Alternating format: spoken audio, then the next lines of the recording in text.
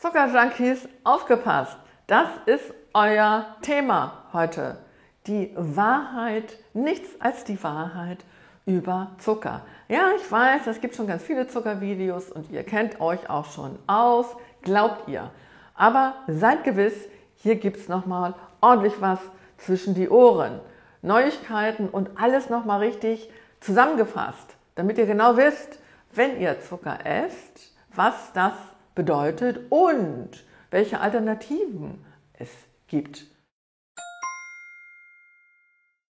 Ich bin Dagmar Prassler, Heilpraktikerin, spezialisiert auf Darmgesundheit, auf Ernährungsmedizin. 5-mal, was heißt 5-mal? 5-mal so viel Zucker, wie wir eigentlich sollen, nehmen wir zu uns. Und das jeden Tag. Es macht sich bemerkbar, dass wir nicht mehr so gut denken können. Das macht sich bemerkbar, dass wir Falten kriegen. Und das macht sich bemerkbar, weil wir auch immer dicker werden. Wir sollen jeden Tag 24 Gramm ungefähr zu uns nehmen. Das sind so bummelig 8 Zuckerwürfel. Und was machen wir? Weil natürlich auch überall Zucker vorhanden ist und wir es überall bekommen können. Wir nehmen locker 120 Gramm reinen Zucker auf. Das ist 5-mal so viel, das sind 40 Zuckerwürfel. Und damit meine ich wirklich nur den Zucker, den wir zusätzlich zu uns nehmen. Zusätzlich zum Brot. Das ist viel zu viel. Was hat Uhu mit Zucker zu tun? Werde ich euch sagen, werde ich euch sogar zeigen. Das, was Uhu mit Zucker zu tun hat, ist nämlich Folgendes. Eine Glykation, eine Verklebung unserer Zellen, eine Verklebung auch unserer Gehirnzellen, unseres Gewebes. Das lässt sich ganz einfach erklären an einem Laborwert, den ihr alle kennt. Das ist HbA1c. Ich kann es euch erklären. Das Hb steht für Hämoglobin. Hämoglobin ist der rote Blutfarbstoff. Dieses Hämoglobin interagiert mit Zucker. Das heißt, Zucker dockt an, bildet eine feste kristalline Verbindung mit dem Hb. In dem Moment nennt sich das HbA1c. Wenn wir jetzt zu wenig Zucker im Blut haben, löst sich der Zucker dort wieder aus dem Hb und geht ins Blut. Wenn wir aber über 3 Monate immer viel Zucker im Blut hatten, dann bleibt diese Substanz fest am Hb, es kristallisiert regelrecht. Und diese feste Verbindung ist eben das HbA1c. 3 Monate deshalb, weil die Erythrozyten, also die roten Blutkörperchen, die ja dieses Hb in sich tragen, 3 Monate leben. So einfach lässt sich das erklären. Und genauso wie an diesem roten Blutfarbstoff feste Zuckerkristalle kleben, kleben sie auch in unserem Gewebe. Und das ist schlecht. Wir haben hier so eine leckere Zuckerlösung. Ne? Oh, wunderbar. Jetzt nehmen wir doch ein bisschen was und packen das, Achtung, Achtung, in unser Haar. Und wir sehen dann, wenn das Haar trocken wird, dass es richtig stehen bleibt. Ihr könnt ja mal im Laufe des Videos drauf achten. Es ist besser als jedes Gel. Warum? Weil dieser Zucker das Haar ganz wunderbar verklebt. Also wenn ihr gerade kein Stylingmittel unterwegs irgendwie zur Hand habt, Zucker habt ihr so gut wie immer, gibt es überall einfach ein bisschen Zuckerlösung ins Haar. Und dieses Verkleben haben wir, wie gesagt, im gesamten Körper. Wollen wir nicht, dürfen wir nicht, weil diese Verklebung macht uns alt. Sie lässt uns alt aussehen. Also raus aus der Zuckerfalle. Das ist das Thema heute. Schauen wir noch mal, wie das mit dem Zucker aussieht als Haushaltszucker, die normale Saccharose. Die besteht zu 50% aus Glucose und 50% aus Fructose, aus Fruchtzucker. Achtung, Fructoseintoleranz mit Haushaltszucker. Ose ist so eine typische Endung für Zucker. Saccharose, Maltose und so weiter, Dextrose. Also wenn ihr eine Packung mit Lebensmitteln, mit irgendwas drin, mit Keksen, was auch immer vor euch habt, dann guckt mal drauf, wie viele Oses da drin sind. Viele Oses ist schlecht. Wir haben ein Monosaccharid, ich erkläre euch jetzt mal den Aufbau des Zuckers, ein Monosaccharid Fructose. So. Es gibt Monosaccharid Galaktose, Schleimzucker, Milchzucker, Komme ich gleich noch genauer drauf, Galaktose ist was Besonderes. Die Glucose, das ist das, was unser Körper braucht, was unsere Körperzellen brauchen, was das Gehirn braucht. Glucose. So, und wir haben noch die Mannose, Malzzucker. Dann haben wir hier ein Disaccharid. 2 Monosaccharide sind ein Disaccharid. Die Saccharose, wie gesagt, besteht zu 50% aus Fructose und Glucose. So, dann haben wir die Laktose, wir haben die Maltose und wir haben diese Verbindung.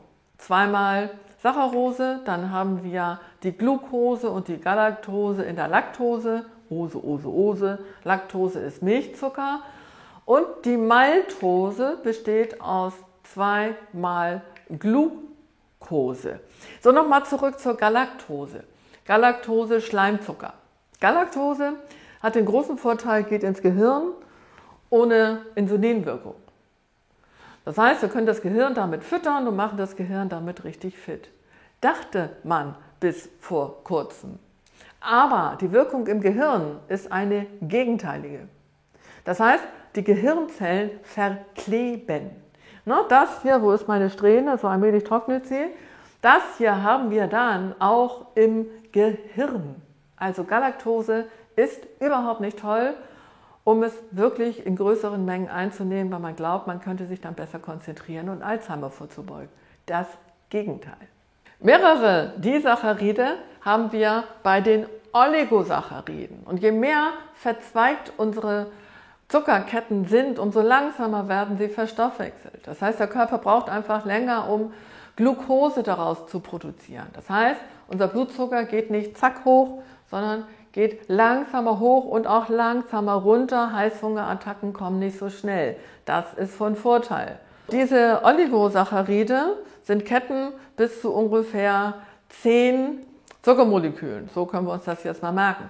Dazu zählen zum Beispiel die Hülsenfrüchte. Und hier ganz besonders die Sojabohnen. Und, by the way, auch Erdnüsse. Erdnüsse sind Oligosaccharide, sind Hülsenfrüchte. Das ist doch mal eine gute Nachricht. So, als nächstes haben wir dann die Polysaccharide. Das sind dann bis zu 10 Zuckerstücke, bis zu 10 Zuckermoleküle. Stärke zum Beispiel ist sowas. Stärke haben wir am Ende ja in Vollkornprodukten oder im Brot zum Beispiel. Wenn wir ein Brötchen länger kauen, wird es süß. Das ist einmal die Amylose und das Amylopektin zum Beispiel. Dann haben wir die Zellulose und wir haben das Chitin. Chitin ist ein süßer, Achtung, Insektenpanzer. Boah. Also so ein schöner, dicker, leckerer Käfer. Wenn ihr in den reinbeißt und der Panzer knackt, schmeckt der süß. Das ist Chitin. Also her mit den leckeren Käfern. So, und das Glykogen haben wir hier noch als Speicherzucker. Gerade in den Pflanzen wird Zucker in Form von Glykogen gespeichert, im Menschen im Übrigen auch. Jetzt kommen wir mal zu den verschiedenen Zuckerfarben. Was ist Vollrohrzucker, Rohrohrzucker, weißer Zucker? Also, was ich schon mal sagen kann, ist, Zucker ist Zucker ist Zucker. Ob nun braun ist oder weiß. Der weiße Zucker ist der normale europäische Rübenzucker. Der braune Zucker ist ein tropischer Rübenzucker, der normale braune Zucker. Kein Unterschied. Der Vollrohrzucker ist der beste Zucker, wenn man so will, weil er wirklich unraffiniert hergestellt wird. Aus dem Zuckerrohr gepresst, ausgefiltert, aufgekocht, dickflüssig eingekocht, dann getrocknet, dann zermahlen, dann in die Tüte. Das ist der Vollrohrzucker. Der Rohrohrzucker hat wiederum, ist normalerweise weiß, hat auch so ein paar chemische, also raffinierte Schritte in der Herstellung. Er wird am Ende geimpft mit braunen Zuckermolekülen, mit braunen Zuckerkristallen. Und die daran haftende Melasse macht diesen Zucker dann am Ende braun.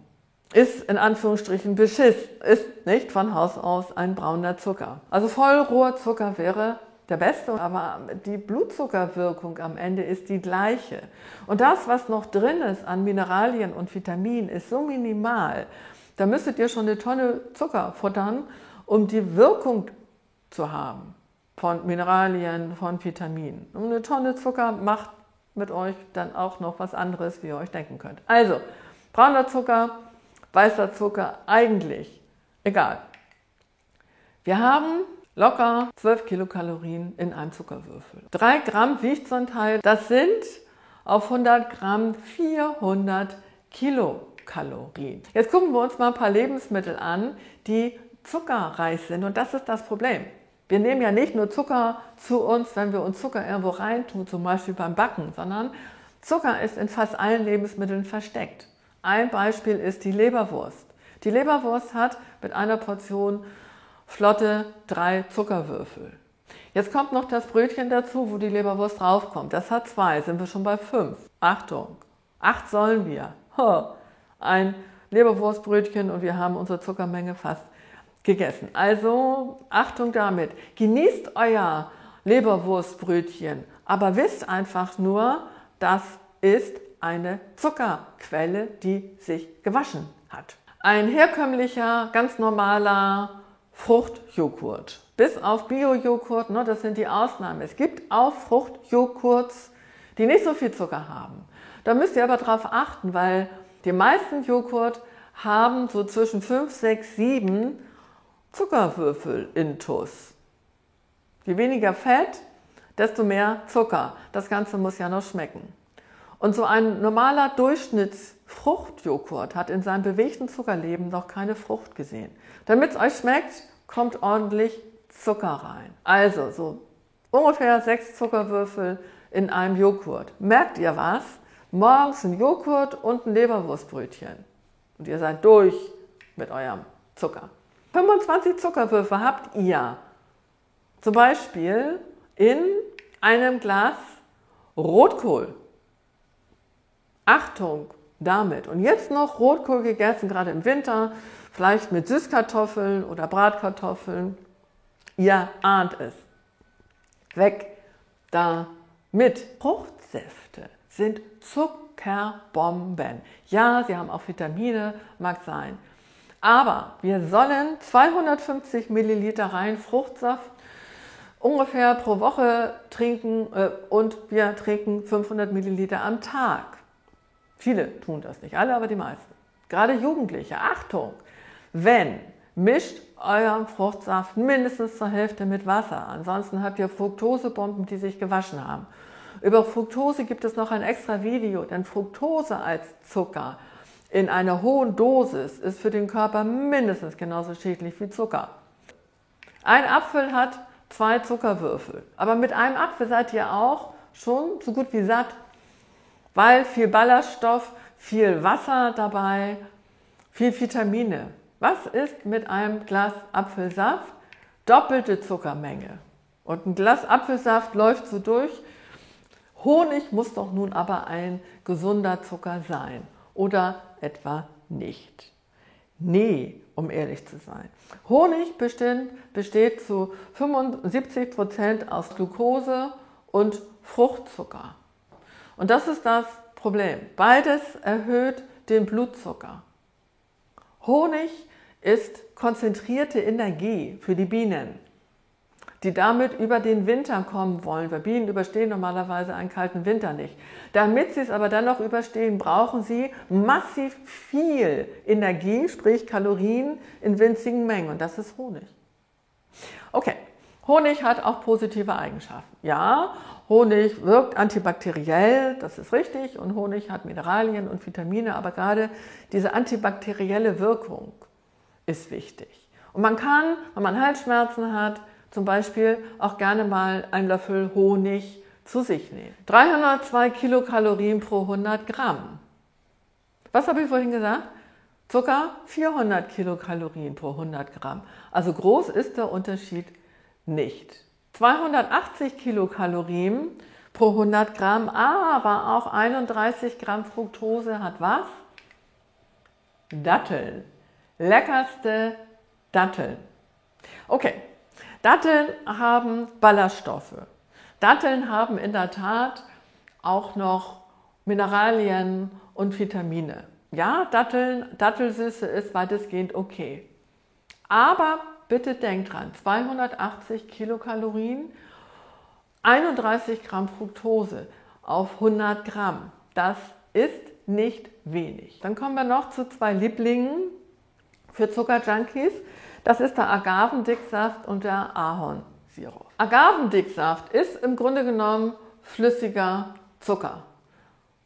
Gut, es hat kaum eine Blutzuckerwirkung, aber der Zuckergehalt und der Kaloriengehalt ist wirklich vergleichbar mit dem normalen Zucker.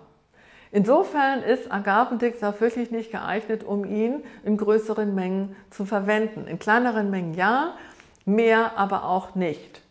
Jetzt kommen wir mal zum Ahornsirup. Ahornsirup, je dunkler er ist, umso mehr Vitamine hat er auch. Ja, das ist schon richtig. Aber wir müssen wissen, Ahornsirup besteht zu rund 60% aus Saccharose. Was ist Saccharose? Ganz normaler Haushaltszucker. Und der Rest ist Wasser. Ahornsirup ist nicht ganz so süß wie normaler Zucker, ne? Durch den Wassergehalt. Wenn wir aber die Süße haben wollen, die wir gewohnt sind von der Saccharose, nehmen wir einfach mehr Ahornsirup und haben den gleichen Effekt letzten Endes wie beim Haushaltszucker. Unser Gehirn ist schlau. Unser Gehirn braucht jeden Tag ungefähr 90% des Blutzuckers, das sind so by the way 130 Gramm. Unser Gehirn zieht den Zucker aus dem Blut, um sich selber zu versorgen. Unser Gehirn lässt sich aber nicht behumsen. Das heißt, wenn wir jetzt Zuckeraustauschstoffe zu uns nehmen, Zuckerersatzstoffe zu uns nehmen, Süßstoffe zu uns nehmen, dann wird das Gehirn trotzdem seinen Zucker anfordern. Das heißt, wir bekommen Heißhunger auf Zucker im Anschluss. Darüber habe ich ein Video gedreht. Guckt euch das unbedingt an. Auch das geht wieder richtig zwischen die Ohren. Was machen Austausch, Ersatz und Süßstoffe? Brain Pull nennt sich das. Also das heißt, wir haben auch einen Body Pull, by the way. Das heißt, wir haben eine richtige Aktivität des Gehirns, was Zucker betrifft. Je mehr Blutzucker wir haben, umso mehr Zucker will das Gehirn. Es gibt sich dann irgendwann auch nicht mehr zufrieden mit dem, was da kommt. Es gibt eine Möglichkeit, die 0-Kilokalorien-Strategie. Das ist das Erythrit und Stevia gemischt. Erythrit hat keinen glykämischen Index, keine glykämische Last. Erythrit hat keine Kilokalorien. Erythrit hat keine nennenswerten Kilokalorien. Erythrit lässt auch den Blutzucker größtenteils in Ruhe. Erythrit hat trotzdem einige Nebenwirkungen, aber die sind marginal. Stevia. Stevia ist rattensüß. Das ist das Problem von Stevia. Stevia-Glykoside zum Beispiel werden auch chemisch hergestellt. Nur by the way, wir müssen uns davon verabschieden, dass Stevia der reine Saft ist. Ist er nicht. Wenn wir aber Erythrit mit ein ganz kleines bisschen Stevia mischen, so 90:10 ungefähr, dann kommt dabei raus das Goviosid. Und das ist wirklich ein anständiger Zucker, in Anführungsstrichen. Damit kann man auch backen und so weiter. Was wir nur haben, auch im Goviosid, ist der rattensüße Geschmack. Und von dem müssen wir uns trennen, über kurz oder lang. Süß macht was mit unseren Darmbakterien. Süß zerstört ganz wichtige Darmbakterien, die wir aber brauchen, für unseren gesamten Stoffwechsel. Es gibt einen Trick, es gibt mehrere Tricks, aber einer ist Yacon. Yacon ist eine Wurzel aus Südamerika, besteht zu 50% aus Oligosacchariden. Und diese Oligosaccharide werden geliebt von den Darmbakterien. Die verstoffwechseln das und daraus wird Buttersäure. Und Buttersäure, kurzkettige Fettsäure, ist wichtig für die Darmschleimhaut, also für den Darm an sich und fürs Gehirn. So, guckt euch gerne mein Basisvideo Mikrobiom an, da habe ich das nochmal genauer erklärt. Oligosaccharide, nur Vorsicht bei den FODMAP Oligosaccharide, Vorsicht bei Reizdarmpatienten, weil Oligosaccharide gehören zu den sogenannten FODMAPs. Also das heißt, diese Verstoffwechselung durch die Bakterien kann zum Beispiel bei sehr empfindlichen Menschen, bei Reizdarmpatienten dann zu Bauchbeschwerden führen. Aber ansonsten ist diese süße Yacon-Wurzel wirklich super geeignet als Zuckerersatz. Gibt es im Internet, gibt es in guten Bioläden. Wir können mit dem bitteren Geschmack unsere Zuckersucht austricksen. Das ist doch mal eine gute Nachricht. Wie machen wir das? Ich erkläre es einmal. Wir haben hier unsere Zunge. Auf der Zungenspitze haben wir viele angezüchtet im Laufe der Jahre Zuckerpapillen. Und die wollen befriedigt werden. Also das heißt, wenn wir irgendwas in den Mund nehmen, schmecken wir sofort schon auf der Zungenspitze, das ist süß. So, der sogenannte Antagonist sind die Bitterpapillen. Die Bitterpapillen sind weiter hinten. Bitter war früher häufig Gift. Deswegen wollten wir oder sind darauf konditioniert, eher was Süßes zu uns zu nehmen, als was Bitteres. Aber bitter ist heute nicht mehr unbedingt Gift, sondern bitter ist ganz wichtig, um mehr Bitterpapillen zu bekommen und weniger süß. Also, das heißt, wir können die Wirkung unserer Bitterpapillen anzüchten und damit geht die Wirkung unserer Süßpapillen allmählich zurück. Wir wollen gar nicht mehr so viel süß, ist dann letzten Endes das Ergebnis.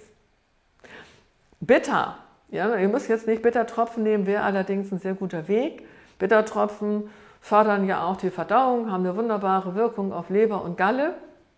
Es gibt auch bittere Salate, Chicorée, Radicchio und so weiter. Also je mehr Bitter ihr in eure Nahrung einbaut, desto besser ist es, weil desto weniger süß wollt ihr. Das ist doch mal eine Idee. Was euch richtig gut hilft, um von diesem Zuckerjunkie, diesem Süßjunkie runterzukommen, ist eine asiatische Heilpflanze. Die gibt es dort schon seit über 100 Jahren, wird eingesetzt bei Stoffwechselerkrankungen, wird eingesetzt aber eben auch, um den Blutzucker zu regulieren. Das ist die Bittergurke. Jetzt zuckt ihr vielleicht zusammen und sagt, Bittergurke statt Schokolade, ob das so gut ist. Ja, ist es. Ihr kommt wirklich runter von dieser Zuckersucht. Charantia gibt es als Wurzel, gibt es als Tee. Charantia-Tee senkt, wie gesagt, den Junker auf irgendwas Süßes. Und mein Trick, was ich auch meinen Patienten empfehle, ist jetzt folgendes. Gerne im Winter vielleicht mit warmem Wasser oder heißem Wasser, im Sommer eher mit kaltem. Macht euch doch eine Mischung aus Wasser, entweder gekocht oder kalt, wie gesagt, Zitronensaft. Zitrone ist auch super gegen Zuckersucht und Charanti-Tee. So, das mischt ihr, das füllt ihr euch ab in hier entweder so ein Glasflakon oder in eine Flasche und trinkt das über den Tag verteilt. Dadurch habt ihr weniger Zuckerlust, um das mal so auszudrücken. Ihr wollt einfach weniger Zucker essen. Guter Trick. Zitrone an sich ist auch ganz perfekt, wenn ihr das Gefühl habt, ihr habt furchtbar viel Zucker über den Tag gegessen, abends bevor ihr dann ins Bett geht, trinkt doch nochmal einen Riesenschluck Zitronenwasser. So, und es gibt noch einen Trick, einen ganz wichtigen Trick. Das ist das. Ja, ein Metall, wenn man so will. Nein, ihr sollt jetzt nicht an der Badezimmergarnitur lutschen oder ähnliches. Aber der Gedanke ist schon nicht schlecht. Chrom. Ihr braucht Chrom, damit überhaupt in der Zelle Zucker aufgenommen werden kann. Ihr glaubt vielleicht, wie viele, so im Blut schwimmt jetzt die Glucose rum und wir brauchen jetzt das Insulin, das schwimmt auch im Blut rum und jetzt nimmt das Insulin die Glucose und packt das in die Zelle. So einfach ist das nicht. Jetzt werden wir ein bisschen chemisch, kommen wir nicht drum rum, aber ich erkläre es euch mal. Guck mal, hier ist das normale Blut, hier haben wir das Zellinnere, hier ist die Zellmembran. Also die Schranke sozusagen zwischen Blut und Zellinnerem. Hier haben wir das Insulin und hier haben wir die Glucose und alles schwimmt da so fröhlich rum. In dieser Zellmembran haben wir hier den Insulinrezeptor. Und wir haben hier einen offenen Insulinrezeptor. Wie öffnet der sich aber? Jetzt kommt hier die Glucose angeflogen und setzt sich hier in diesen Insulinrezeptor. Der ist aber dicht. Geöffnet und angeschoben wird er hier durch den Glut-4-Transporter, durch das Glut-4-Transportmolekül. Das öffnet dann hier erstmal überhaupt den Insulinrezeptor. Und gleichzeitig wandert es hier oben, zeitgleich, wie gesagt, in die Zellmembran und nimmt den Zucker auf. Ne? Zucker wird hierüber aufgenommen, nicht hierüber. So, das ist chromabhängig. Das ist, medizinisch ausgedrückt, die chromabhängige Tyrosinkinase-Aktivität. Damit überhaupt der Zucker in die Zelle kann und die Zelle zufrieden ist, der Blutzucker sich dann allmählich wieder normalisiert, brauchen wir Chrom. Denn hier über diesen Transporter wird die Glucose aufgenommen und nicht hierüber. Achtung, muss man wissen. Wir haben zu wenig Chrom, wenn wir Zuckerhunger haben. Immer wieder Zuckerhunger heißt Chrommangel. Chrom kann man zu sich nehmen, das ist das Gute. Nein, wie gesagt, nicht irgendwo dran lutschen, wo Chrom dran ist, braucht ihr nicht. Die Chromhefe reguliert sowohl zu viel als auch zu wenig Zucker und unterstützt noch das Leptin. Was war noch das Leptin? Na, Leptin ist unser Sättigungshormon. Nebenbei senkt die Chromhefe auch noch das LDL und erhöht das HDL. Also das gute Cholesterin wird erhöht, das schlechte wird minimiert. Die Chromhefe kann man kaufen und da habe ich jetzt noch ein Goodie für euch. Guckt mal in die Videobeschreibung. Wir haben dafür gesorgt, dass ihr genau diese Chromhefe, die zugelassen ist, in Europa bekommt und auch sogar rabattiert bekommt. Nur damit ihr nicht irgendwas kauft, was euch am Ende dann gar nicht hilft.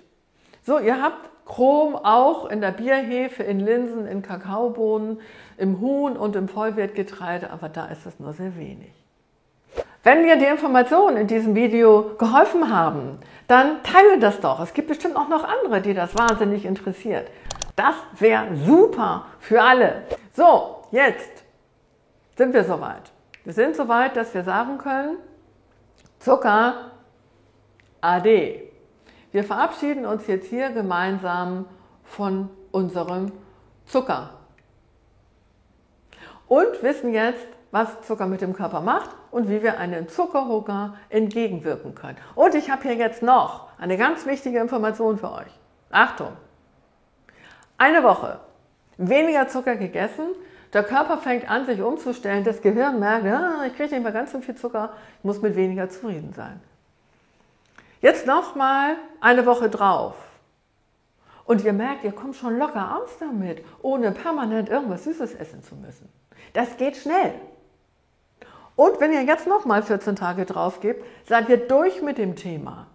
28 Tage ungefähr wirklich auf zusätzliche Zuckerquellen verzichtet. Ihr habt genug Zucker im Brot, ihr habt genug Zucker in Nudeln, ihr habt genug Zucker vor allen Dingen in Obst und Gemüse. Das alleine reicht schon. Obst und Gemüse langt für unseren Zuckerhaushalt. Wenn ihr dann nach 4 Wochen zusätzlich mal ein Stück Milchschokolade essen wollt, ihr werdet es nicht fassen, wie wirklich widerlich süß das schmeckt. Wenn ihr zwischendurch mal einen Kuchen backen wollt, Geburtstag, Weihnachten, was auch immer, dann macht das. Macht das, nimmt normalen Zucker. Oder nimmt Dattelsüße, wenn es euch denn damit ein bisschen besser geht. Genießt es und verabschiedet euch dann wieder für den Rest der Zeit von weiteren Zuckerquellen. So, und jetzt gucken wir uns nochmal meine tolle Haarsträhne an hier, ne?